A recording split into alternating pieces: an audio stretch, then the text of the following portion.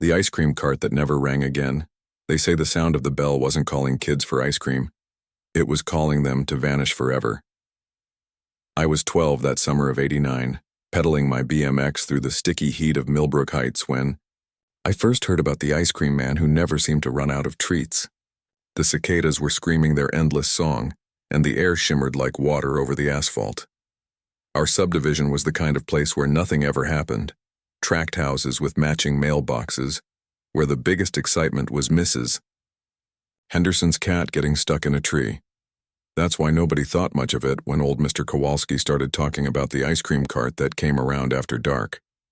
Stan Kowalski lived 3 houses down from us in a ranch house with yellowed curtains and a lawn he kept trimmed with military precision. He'd served 2 tours in Vietnam and had the 1,000-yard stare to prove it. Mom always said he was troubled, which was her polite way of saying he drank too much and shouted at shadows. But Stan was the one who first noticed the pattern. That cart comes by every night at 9:30, he told my mom one evening, leaning against our mailbox with a can of Budweiser sweating in his grip.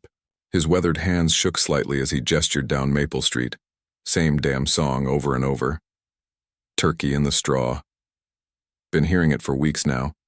Mom was juggling grocery bags and her purse, trying to fumble for her keys while I practiced wheelies in the driveway.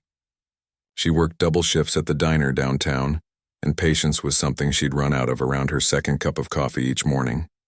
"Stan, there's no ice cream truck that comes by at night," she said, not unkindly. "Maybe you should." "I know. What I hear, Linda." His voice carried that edge that made me stop mid-wheelie. "And I know what I see. White cart, blue stripes. Driver wears one of them old-fashioned uniforms. Tips his hat at me every time he passes." The mail carrier, Pete Ramirez, overheard this conversation from the sidewalk. Pete had been delivering mail to Millbrook Heights for 15 years, and he knew every resident, every dog, every routine.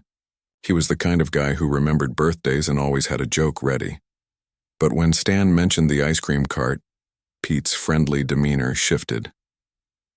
"You sure about the timing, Stan?" Pete asked, adjusting the strap of his mailbag. "Because I've been hearing that music too. Always right around when the streetlights come on. That's when I started paying attention."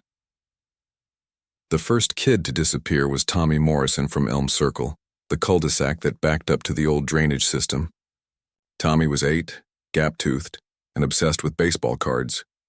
His mom, Sarah, worked nights at the hospital, so Tommy often played outside until well after sunset, racing his bike around the circle under the streetlights. The night Tommy vanished, 3 different neighbors heard the ice cream truck song echoing from the direction of Elm Circle. When Sarah came home at midnight, she found Tommy's bike lying on its side in the driveway, cards scattered across the pavement like fallen leaves. Sheriff Bradley Morse organized search parties, but they found nothing. No footprints, no signs of struggle, no witnesses who saw anything unusual. Just the lingering echo of Turkey in the Straw that seemed to hang in the humid air long after the music stopped. "Kids run away all the time," Sheriff Morse told the gathered parents at the community center meeting. He was a big man with kind eyes and a politician's smile, the type who shook hands at church and sponsored the Little League teams. "Tommy's probably at a friend's house, forgot to tell his mom. He'll turn up," but Tommy didn't turn up. And 2 weeks later, neither did little Amy Chen from Birch Lane. Amy was 6, small for her age with pigtails that bounced when she ran. She'd been playing hopscotch on her driveway when her grandmother went inside to answer the phone. When the old woman came back 5 minutes later, Amy was gone. The hopscotch chalk was still warm under her bare feet. This time, 4 people reported hearing the ice cream truck song at exactly 9:27 p.m. The pattern was becoming impossible to ignore. Pete Ramirez started carrying a small notebook, documenting every sighting, every report of the mysterious music. Stan Kowalski took to sitting on his front porch with binoculars, scanning the streets like he was back on patrol in the Mekong Delta. My mom started keeping me inside after dinner. "It's not safe," she said, deadbolting our front door. "Not until they figure out what's happening to these kids."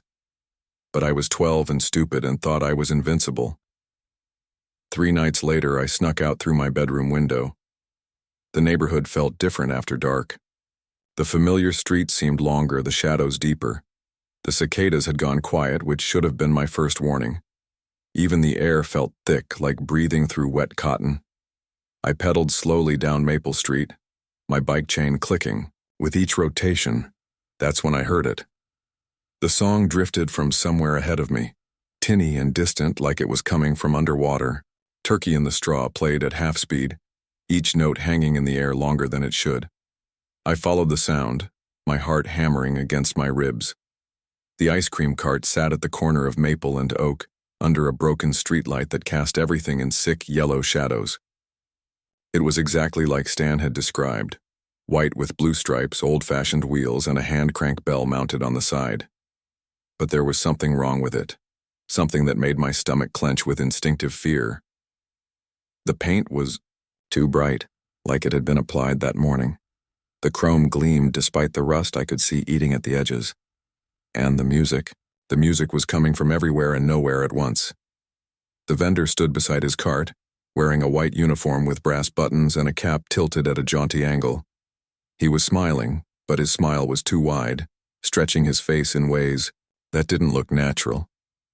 When he saw me watching from behind Mrs. Patterson's hedge, he tipped his cap. "Evening, young man," he called, his voice carrying despite the distance. "Care for a treat?" First one's free for new customers. Every instinct screamed at me to run, but I was frozen, watching as he opened the cart's lid. Cold vapor poured out, spilling across the pavement like dry ice. The smell hit me a moment later, not ice cream, but something else. Something sweet and cloying and wrong. "Come closer," the vendor said. "I have all your favorites. Rocket Pops, ice cream sandwiches, those little cups with the wooden spoons, everything a growing boy could want." That's when I saw them. Small faces, pressed against the inside of the cart's windows, their breath fogging the glass. Tommy Morrison's gap-toothed smile. Amy Chen's dark eyes wide with terror. Other children I didn't recognize, all of them mouthed the same word over and over. Run. I ran. I pedaled harder than I'd ever pedaled in my life, my legs burning as I raced through the empty streets. Behind me, the music grew louder, more distorted, following me like a living thing. I didn't stop until I reached our driveway, crashing through the front door with enough noise to wake the dead. Mom found me hyperventilating in the living room, babbling about ice cream carts and missing children. She held me while I shook, whispering, reassurances that sounded hollow even to my 12-year-old ears. The next morning, Sheriff Morse's body was found in the storm drain system beneath Millbrook Heights. The official cause of death was listed as accidental drowning, but Pete Ramirez later told my mom that the sheriff's service weapon was missing, and there were scratches on his arms that looked like they'd been made by small fingers. The disappearances stopped after that. No more children vanished, no more reports of mysterious ice cream music. The investigation quietly died, filed away in some bureaucratic folder marked unsolved. But sometimes on hot summer nights when the cicadas fall silent, we still hear it, that tinny melody drifting through the subdivision, calling to children who no longer have the luxury of answering. Stan Kowalski swears he sees them sometimes, small figures standing at the ends of driveways waiting for something that will never come. And every parent in Millbrook Heights knows to keep their kids inside after the streetlights flicker on. Because some bells should never be answered. The ice cream cart never rings again, but the music never really stops. The last stop of the ice cream man. In a town where kids vanished, everyone remembers one thing, the sound of a freezer door slamming shut. I was 17 that summer of '94, working nights at Murphy's Gas and Go on Highway 35, and I thought I'd seen everything the Texas heat could throw at a person. Drunks stumbling in for cigarettes, truckers desperate for coffee, kids sneaking beer behind their parents' backs. But nothing prepared me for what rolled into my parking lot that August night, when the temperature still hadn't dropped below 90, even though the sun had been down for hours. The ice cream truck appeared like a mirage, its faded pink and blue, paint job barely visible in the harsh fluorescent lights of the station. At first I figured it was just another breakdown, happened all the time on this stretch of highway. But as it pulled closer to the pumps, I noticed something that made my skin crawl despite the oppressive heat. There was no music. Every ice cream truck I'd ever known played those cheerful, tinkling melodies that could be heard from blocks away. This one moved in complete silence like a hearse. The driver didn't get out immediately. Through the bug-splattered windshield, I could make out a figure in a white uniform, but the details seemed to shift every time I tried to focus. When he finally emerged, everything about him seemed wrong. Too tall, too thin, with movements that were just a fraction too slow, like he was moving underwater. "Evening," he said, and his voice carried that flat, emotionless tone you hear from people who've been driving too long. "Need to fill up." I nodded and went through the motions. Pump authorization, small talk about the weather, the usual dance between customer and clerk. But I couldn't shake the feeling that he was studying me, cataloging every detail of my face, like he was filing it away for later use. "You get many kids around here?" he asked suddenly, gesturing toward the neighborhoods that sprawled beyond the highway. "Some," I replied, trying to keep my voice steady. "Why?" He smiled then, and I wished he hadn't. His teeth were too white, too perfect, like they'd been carved from bone. "Business has been slow. Thought I might find a new route." That's when I noticed the freezer in the back of his truck. Through the open serving window, I could see it was massive, much larger than any ice cream truck should need. And despite the desert heat radiating off the asphalt, frost clung to its edges like spider webs. A trucker named Bill Hawkins had been at the rest stop that same night, catching a few hours of sleep in his cab before pushing on to Oklahoma. He told me later what he saw around 2 a.m., when most sensible people were deep in their beds dreaming of cooler weather. The ice cream truck had parked at the far end of the lot, away from the overhead lights. Bill watched through his windshield, as a figure, the same impossibly tall driver, walked the perimeter of his vehicle, checking something at each corner. Every few minutes, the truck would shudder, like an animal taking a deep breath, and those headlights would flicker in a pattern that reminded Bill of Morse code. "Strangest damn thing," he told me weeks later, chain-smoking Marlboros in my store. Looked like that truck was alive somehow. And the smell. Christ, the smell that came off it was like meat that had been left in the sun too long. But it was Sarah Martinez who really saw what that thing was capable of. Sarah was head cheerleader at Cedar Valley High, the kind of girl who commanded attention wherever she went, blonde hair catching sunlight like spun gold. She was walking home from practice on a Thursday evening, her pom-poms tucked under one arm, when she heard it for the first time. Not music, but a low humming that seemed to come from the truck's engine itself. The ice cream truck pulled alongside, her slowly, matching her pace. Through the serving window, she could see rows of colorful treats, everything a kid could want on a hot summer day. But there was something off about the display. The ice cream looked too perfect, too bright, like it had been painted rather than frozen.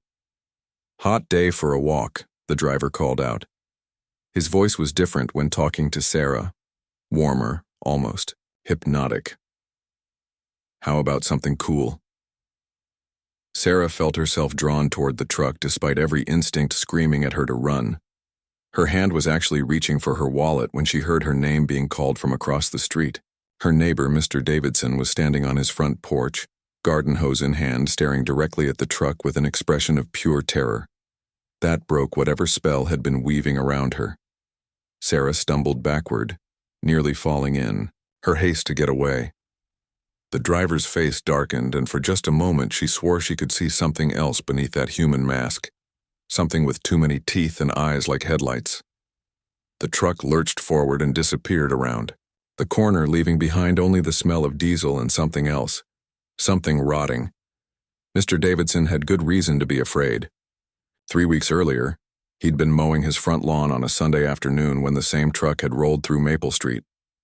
His 8-year-old son, Tommy, had been playing in the sprinklers with the neighbor kids, and the sound of that truck's approach had made every child in a 2-block radius come running, but Tommy never made it home for dinner that night, or any night after.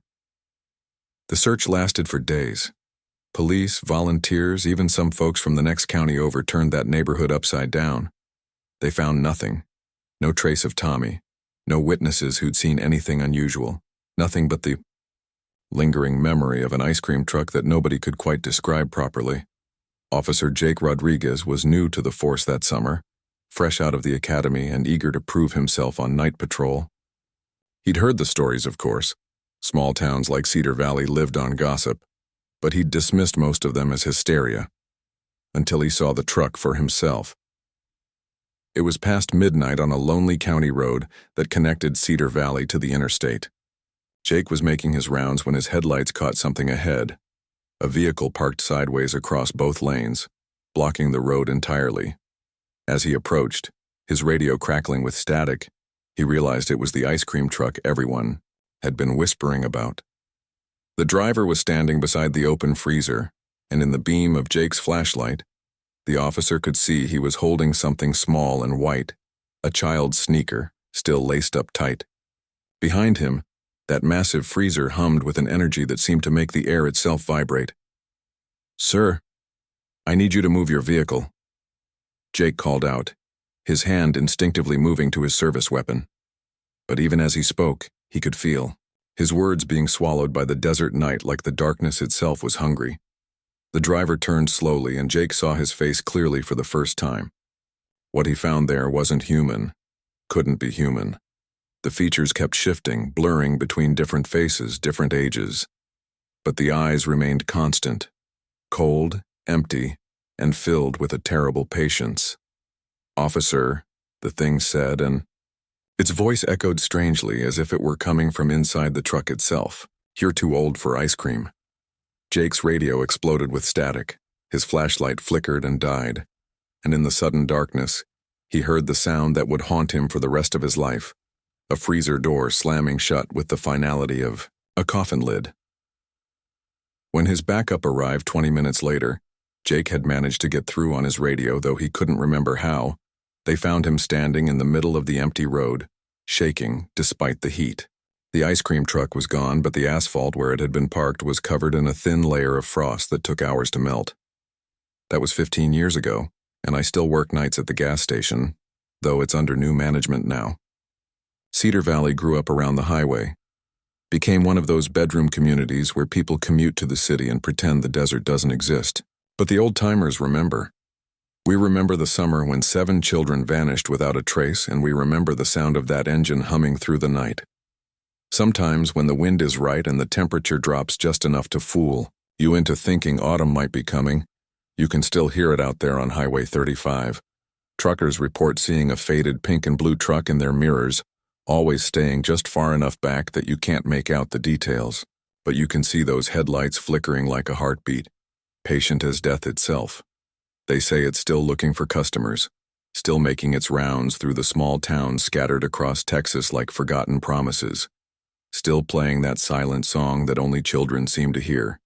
And every now and then, when a kid goes missing from some dusty town that nobody's ever heard of, the locals whisper the same thing we whispered all those years ago. The ice cream man came through last week. The one without any music. In a town where kids vanished, everyone remembers one thing: the sound of a freezer door slamming shut. Some doors once closed are never meant to be opened again. Cold bells in the dark.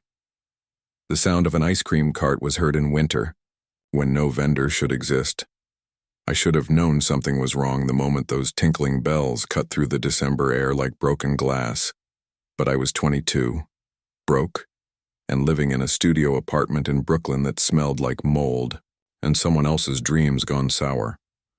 When you're surviving on instant ramen and the occasional slice from Tony's down the block, you don't question the small mysteries that drift through your neighborhood like urban ghosts.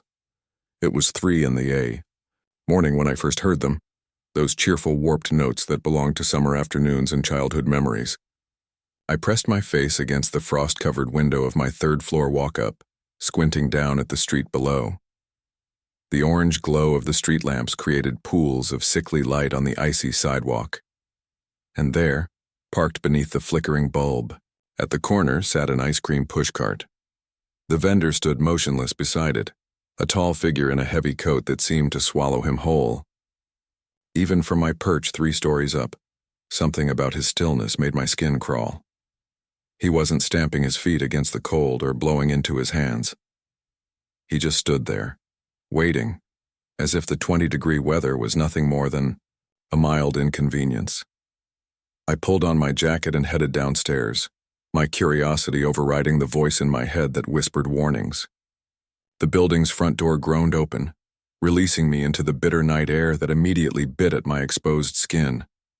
My breath formed clouds that dissipated quickly in the wind, and my footsteps echoed off the empty buildings as I approached the cart. Up close, the vendor was even more unsettling. His face was hidden beneath the shadow of a wool cap pulled low, but I could see his breath. Or rather, I couldn't. In this freezing air, everyone's exhalations turned to steam, but his remained invisible. When I cleared my throat to get his attention, he slowly turned his head toward me. I still couldn't make out his features, but he raised one gloved hand and pointed silently at the freezer compartment of his cart. The metal lid was propped open, revealing neat rows of ice cream, bars and popsicles, their colorful wrappers somehow vibrant despite the dim lighting. They looked perfect, too perfect for something that should have been stored in winter weather for God knows how long. No frost crystals clouded the plastic, no freezer burn marred their surfaces. "How much?" I asked, my voice barely above a whisper. The vendor said nothing. He just kept pointing, his arm steady as a statue's. Something about his silence made my throat tighten, but I dug into my pocket anyway and pulled out 2 crumpled dollar bills. I placed them on the cart's metal surface, where they immediately began to absorb the moisture from the air, curling at the edges. I reached for a chocolate-covered ice cream bar, and the moment my fingers touched the wrapper, a jolt of cold shot through me, not the expected chill of frozen treats, but something deeper, something that seemed to reach into my bones and nestle there like a parasite. The vendor's head tilted slightly, and though I still couldn't see his face, I had the distinct impression he was smiling. Walking back to my building, I unwrapped the ice cream bar and took a bite. It was delicious, rich chocolate giving way to sweet vanilla that somehow tasted like summer nights and county fairs. But underneath that familiar sweetness, there was something else. Something that made my tongue tingle and my teeth ache in a way that had nothing to do with the cold. The next morning, I mentioned the strange vendor to Mrs. Chen, the elderly woman who spent her days on the front stoop feeding pigeons from a paper bag of breadcrumbs. Her weathered hands paused mid-throw, sending the pigeons into a fluttering panic. "You didn't buy anything from him, did you?" she asked, her accented English heavy with concern. When I nodded, her face went pale. "My grandson Tommy, he bought ice cream from a man like that 2 weeks ago. Haven't seen him since." A chill that had nothing to do with the weather settled in my stomach. "What do you mean you haven't seen him?" "Gone," she whispered, scattering the last of her breadcrumbs with shaking hands. "Just like the others. Maria's boy from 4B. That nice construction worker who used to wave at me when he came home from night shift. The guitar player who sang in the subway station." She stood slowly, her joints protesting. "They all bought ice cream in the winter. They all disappeared." That evening, I couldn't shake Mrs. Chen's words from my mind. I found myself standing at my window again, watching the street below as darkness fell. Sure enough, at the stroke of 3 a.m., those tinkling bells began to play. The sound seemed to carry farther tonight, echoing off the buildings and bouncing through the narrow alleys until it filled the air like a distorted lullaby. The vendor was back in his spot, motionless as ever beside his impossible cart. But tonight, he wasn't alone. A small crowd had gathered, 5 or 6 people drawn by the bells like moths to a flame. I recognized most of them. The night security guard from the building across the street, the insomniac nurse who worked double shifts at Brooklyn General, the teenager who dealt cards in the subway tunnels. One by one, they approached the cart. One by one, the silent vendor pointed to his freezer. And one by one, they reached in and pulled out their frozen treasures, their faces lighting up with the same inexplicable joy I had felt the night before. I wanted to run down there, to warn them, to scream that something was wrong. But my legs felt like lead and my voice caught in my throat. All I could do was watch as they dispersed into the night, clutching their ice cream like children with Halloween candy. Over the next weeks, I made a point of looking for those faces in the neighborhood. The security guard's building stood empty, his replacement a stranger who didn't wave when I passed by. The nurse's usual coffee shop booth remained vacant during her regular morning visits. The teenager's card games in the subway moved to a different station, his friends explaining with confused shrugs that he'd simply stopped showing up. Mrs. Chen's list of the missing grew longer. She'd taken to keeping a notebook, writing down names and dates with the meticulous care of someone trying to make sense of the senseless. 15 people, she told me one gray afternoon, her breath visible in the cold air. 15 people in 3 months, all after visiting that cart. But the most disturbing discovery came from Marcus, the hot dog vendor who worked the corner opposite the ice cream cart's usual spot. I'd started buying coffee from him in the mornings, partly for the warmth and partly because he was one of the few people who'd actually seen the mysterious vendor up close.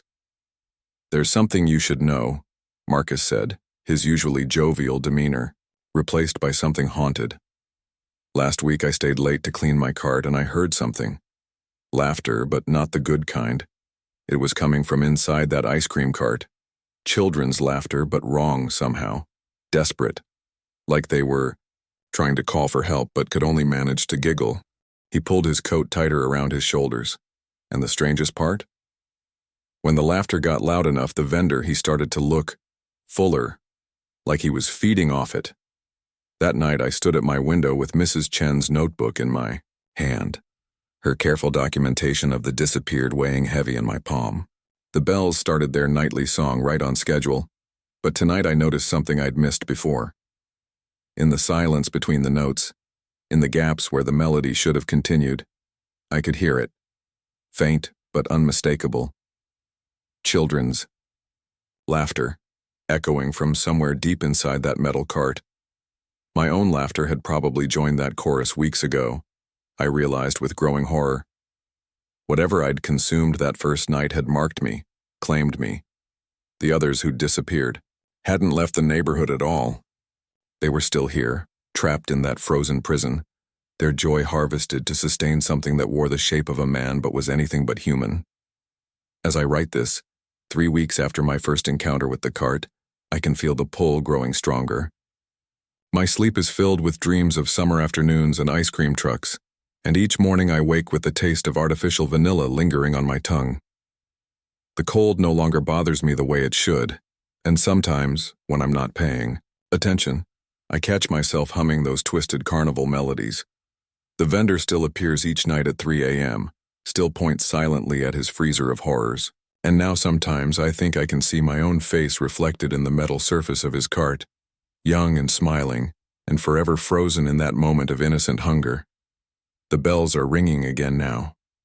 I can hear them calling my name, promising sweetness in the depths of winter. Soon I know I'll join the others in their endless laughter. But first I wanted someone to know the truth about the ice cream cart that shouldn't exist, and the vendor who feeds on more than money. If you hear those bells in the winter darkness, don't follow the sound. Don't buy the ice cream. Don't become part of the song.